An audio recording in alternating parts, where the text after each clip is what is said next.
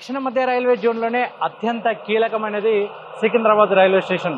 ప్రతిరోజు ఈ స్టేషన్ నుంచి 2 లక్షలకు పైగా ప్రయాణికులు వస్తుంటారు, వెళ్తుంటారు.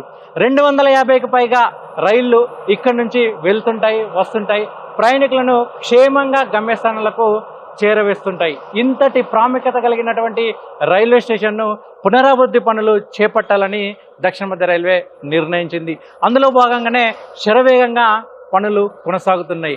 భవిష్యత్తు అవసరాలకు అనుగుణంగా అంటే ప్రతిరోజు 2,75,000 మంది ప్రయాణికులు వచ్చినా, ప్రతి గంటకు 30,000 మంది ప్రయాణికులు వచ్చినా కూడా వాళ్ళకు ఎటువంటి అవస్థలు, ఇబ్బందులు లేకుండా ఉండేందుకు ఈ స్టేషన్ అభివృద్ధి పనులు చేపడుతున్నారు.